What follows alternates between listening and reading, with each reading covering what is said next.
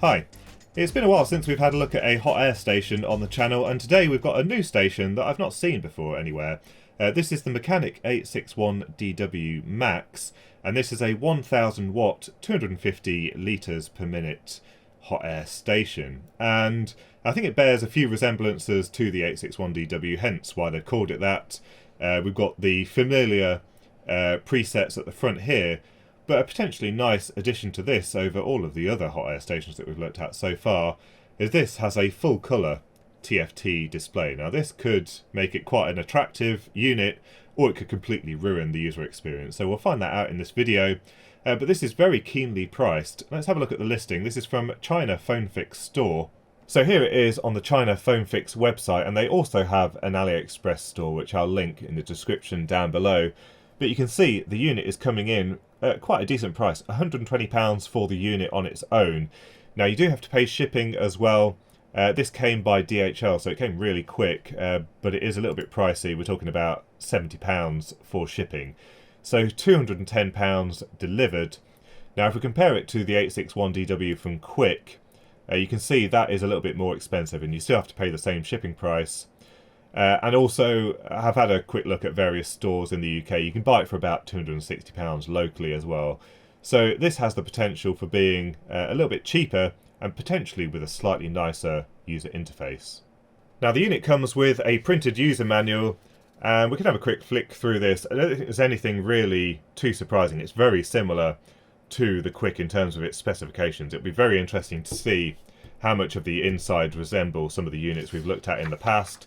But it has a pretty decent user manual actually, with a description of all of the menu items, which is quite rare to see on some of these Chinese stations. So I think everything is quite well explained in here, as well as the assembly and everything. So a pretty decent attempt at a user manual. And I also noticed they do list all of the various nozzles that you can buy from Mechanic for this. So it almost seems like a half professional attempt at a low-cost hot air station, so that's quite nice to see. And as you can see, you can get it in the US version with 110 volts. I've obviously got the 230 volt version here. So let's have a look at the individual parts. We'll take a look inside, and then we'll just test its performance. So first of all, we've got the handpiece, and as far as I can see, this is identical to the Quick 861DW handpiece. It would not surprise me if this is actually coming from the same factory, because it's basically identical. On the bench here, I've got the Quick TR1300, which is a slightly more premium station, so it has a nicer handpiece, but as you can see, it's got a lot of similarities. So I think basically they just use the same factory and they just customised the colours to match the Mechanic branding. It takes exactly the same nozzles that just push into the end here. It's got the same strain relief, and it has the same annoyance that I find with all of these Chinese hot air stations, in that the hose is just a little bit too short. I tend to have the unit a little bit further back on the bench, but as you can see here with the Quick, once they get to about here, I'm pulling on the tube as far as it will go. So if I'm using a big board or something like that, I can't quite get all the way over here. And it really annoys me, because all of these Chinese hot air stations suffer from the same issue. But I've got the Metcal sitting above it, which has a really long tube and is way more usable. So that's something that I'd really like to see improved on these China stations. But the handpiece itself, you know, it's pretty as you would expect. It fits quite nicely in the hand. No real complaint about it, especially for the price. Now, in terms of the cradle, that also is pretty much the same as the 861DW and the 861X. It's that same affair, where basically the handpiece slides into here. We've got some magnets and a reed switch in here which allow it to go into setback mode.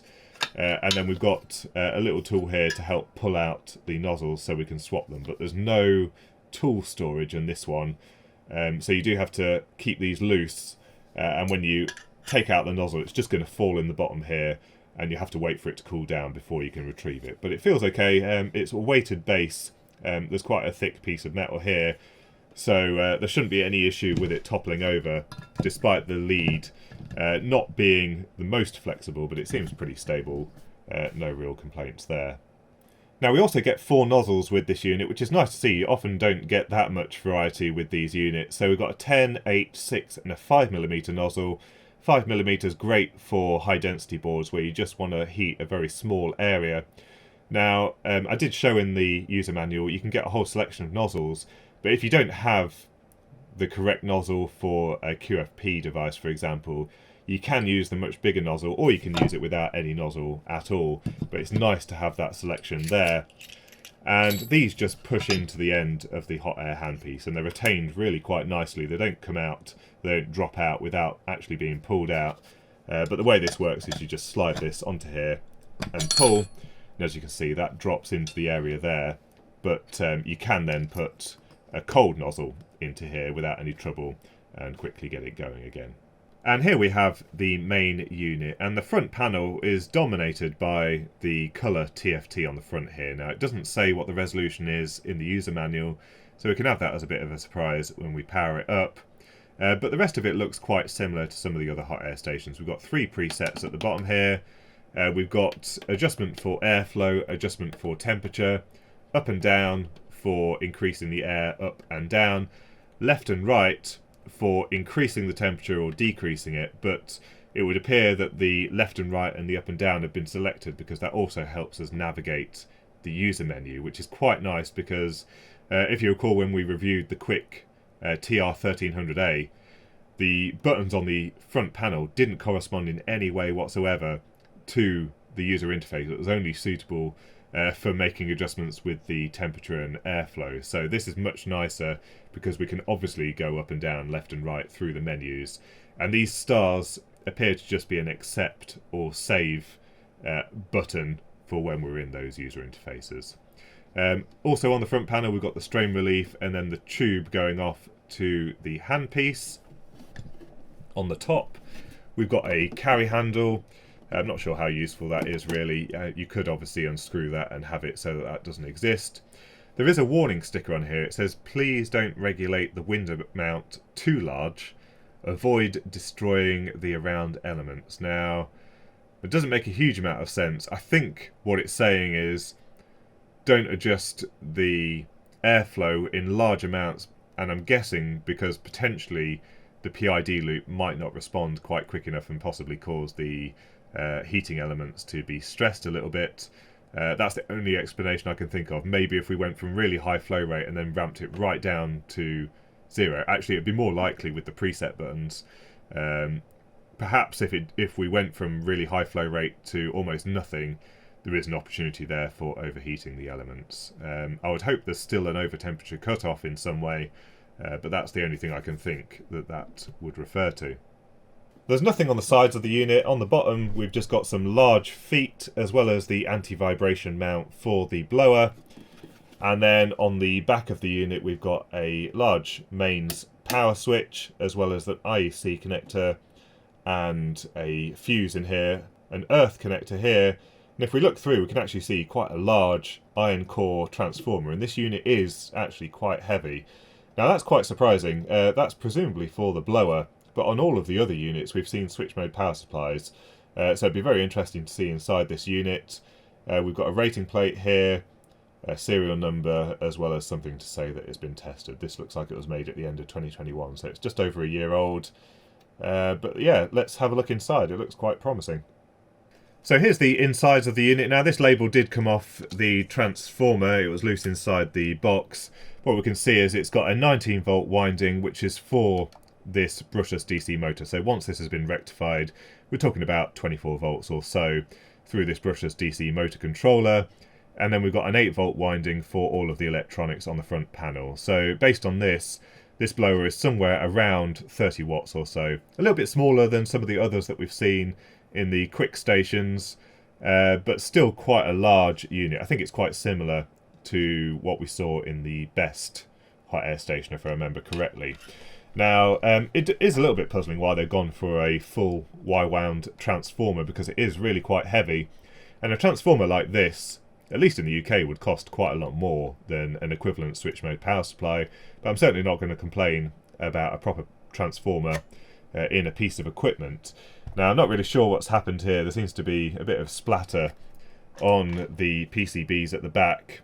But if we just take a closer look, what we've got here is the mains input. It almost looks like some flux residue or something like that, but we've got the mains coming in through the double pole switch, and then we've got live, earth and neutral going off to this filter PCB. Now, there doesn't appear to be a direct connection from here to the chassis for mains earth, despite the fact that there is an earth lead, a fly lead from the chassis going to that banana plug on the back. I'm surprised this lead also doesn't go to this PCB here. And on closer inspection, it looks like the chassis is earthed through this screw just here. There's a bit of the silk screen removed, and then this is electrically connected to the ground connection here. I have tested it with the multimeter, but I think I might modify this quickly before use just to add a proper connection from here to this board, because I'm not a big fan of just relying on a connection from a PCB to provide the earth for the chassis, even though it tests out okay. Now we've got a basic filter PCB here, so a couple of common mode chokes and some filter capacitors, as well as a pair of filter capacitors to ground, which does mean that you need to use this on an earthed supply, otherwise you're going to get floating voltages on the chassis, and that will give you a little bit of a tingle if you touch it. So that earth connection is definitely required. And then we've got two wires going off to the transformer, and another two connections here going off to the front panel with the triac and everything for controlling the heating element. We've got exactly the same brushless DC motor controller that we see on all of these hot air stations, the MC33035, but we normally see this bundled onto the PCB with the switch mode power supply on. Obviously this one doesn't need it, so this is just a small PCB for driving the brushless DC motor, and it all looks to be assembled really quite nicely. It's quite a decent looking PCB and assembly and layout. So the front panel PCB looks pretty generic, probably used across a whole range of these hot air stations. There's nothing on here that's Mechanic branded, so yeah, I think it's used across various different systems, and it's got various options that can be fitted. In this case we've just got the one triac fitted to this large heatsink. We've got a snubber, capacitor and resistor, an optocoupler there, and a really decent isolation barrier here, separating the mains wiring from all of the low voltage electronics. So that's good to see. We've got a Nation N32G455 microcontroller, which is pretty much doing everything. You can see there's not a lot of other components on here. This is a 32-bit ARM Cortex M4 processor, and it has a TFT driver and everything on there. So that looks like it's doing almost everything, because as you can see there's only just a couple of op amps, a bit of flash memory here, a bridge rectifier and a linear voltage regulator. So this is just power electronics, presumably giving us 3.3 volts and maybe another supply rail for the op amps over here. But that's really all there is to it. There's nothing else on here, just direct control of the triac, flash, couple of op amps for reading the thermocouple, and some basic digital electronics just reading the inputs and outputs from the switches, and then I think it's just driving that TFT pretty much directly. So really not a lot on here, possibly not a lot to go wrong as well. So let's power it up and see what the user interface is like. So we've got the unit powered up, and as you can see the display is quite nice actually. I'm not sure the colour display is actually adding anything, but it certainly looks a bit nicer than a standard monochrome reflective display. It doesn't have any bar graphs or anything displaying power or anything like that, so they're not making the most of that colour screen, but it certainly seems quite functional. And when you take the handpiece out of the cradle, you can see it starts heating up quite rapidly. And one thing to notice is the blower on this is actually quite quiet. It's probably quieter than the other quick stations. It's at 40 airflow at the moment. We can increase that airflow up to 120, and yeah, it's definitely got better damping of the motor than the other quick stations, because although the motor itself sounds exactly the same, it doesn't seem to be resonating inside the case. So you can see the acceleration works quite nicely there. We can also obviously adjust the temperature, and it does seem to regulate the airflow a little bit. So when we decrease the temperature, I don't know if you heard that, it temporarily increased the fan just to get it lower in temperature quite quickly. So yeah, a little blip up in airflow just to cool it down more rapidly, which is quite a nice touch. We've got the presets on the front here, so we can quickly change between the presets. Now, we've got this colour TFT display. What would be really nice is if they'd at least displayed what these presets were at the bottom of the screen. Unfortunately, they don't. They could have moved the display around a bit and just said CH1 here, and then just said what the temperature and airflow is, etc. And the other thing, it doesn't look like we can do the presets just by holding down the channel button. So let's see. No, so you can't actually adjust the presets without going into the user menu, which I think is a bit of a step back. Also, you'll notice when I put the handpiece back in the cradle, it does speed up the fan to promote more rapid cooling of the handpiece. Some people like that, some people don't. I prefer that just to make sure that it gets down quickly in temperature, because especially when you have it at very low airflow rates, it can take quite a long time to cool down the heating element. So there we go, it's shut off now. Now, it doesn't actually display it, but I think it turns off at about 100 degrees C. To get into the user menu, you press the star button twice. That's the only thing that's not very clear. I think you would probably expect to hold it down, but you press it twice. And then this is where we've got the presets. So first of all, if we go into design temperature, this is our list of temperatures. So we've got just the standard design temperature here, 200 degrees C. And then the 3 temperatures for the presets. Now, you actually have to go into a different menu here for the airflow presets, which I think is a little bit strange. You have to go into air range, and then we've got the airflow rates for each of those presets. So possibly not as usable as it could be. Possibly logical. I think I prefer it all in the same display, but they separated it for some reason. Then we've got a temperature limit alarm. So there is the facility for it to sound an alarm if for some reason the temperature isn't at the correct temperature, and you can set the limits here. In this case it's set to plus or minus 20 degrees C. Actually, this isn't showing very well on the camera. It's a little bit more readable. They could have picked some better colours, but that is a little bit more clear in person. Then we've got the sleep timer, which you can turn on and off. At the moment it's just set to 0 minutes, which just means it's on the whole time. Under system, we've got security, so you can set a PIN number. This is the alarm, which I've turned off for now, so that enables or disables that plus or minus 20 degree alarm. We've got the temperature unit set to Celsius, and the language set to English. Air range, as we saw, are the presets. And then we've got calibration as well, so we can adjust the temperature based on our calibration, which is nice, so we can do that. It looks like you have to save that. Possibly an option for RS485 on some models, but it's not here. And then that's it for the user menu. So I think it's a shame. It's very close, but they could definitely do a little bit of work here just to make this a little bit more usable. And then I think we'd be on to a winner. But so far, it seems alright. It's pretty straightforward to use. One thing that did confuse me is when you first power it up. In fact, if I turn it down... Sorry, turn it off. So we get a splash screen. We also get a little bit of software information at the top there. Now, when you first turn it on, you'll notice this says off. And even if we take the handpiece out the cradle, it doesn't turn the heating element and the fan on. So you have to do an initial power on, which is just holding down one of the star buttons. And then it starts working and you can do your hot air rework. So that's a little bit of a safety feature there. You don't appear to be able to turn that option off. So whenever you first power it on, you have to hold down the star button before you can use it. But then it works as you would expect. Right, so we're just going to quickly have a look at the rough calibration of the unit. Now, I'm just going to attempt to put the thermocouple just in front of the nozzle.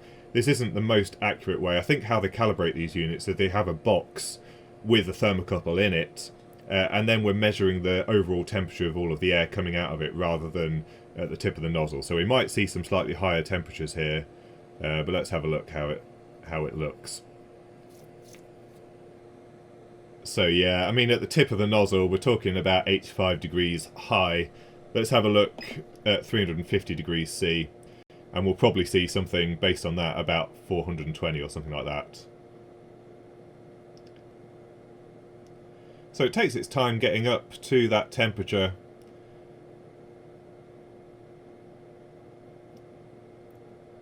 But yeah, pretty much as predicted, we're talking about 70 degrees over at that point in the nozzle. So they've definitely calibrated this for a little bit further away than right at the tip of the nozzle. So we'll see the same thing if we increase the temperature. If we increase that to 400, we'll probably see about 470, 475, something like that.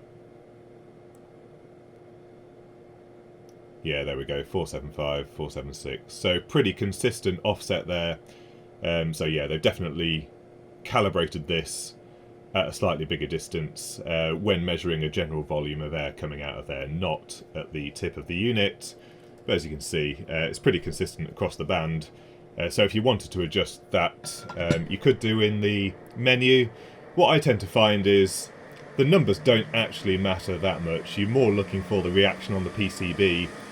And if you're having a little bit of trouble removing the part, then you just increase the temperature. You don't really need to know the numbers exactly, which is why some of the stations like the Metcal HCT900, they've just got a dial from 1 to 10, and you quickly get used to what kind of number is used for what without needing to know the exact temperature from the unit.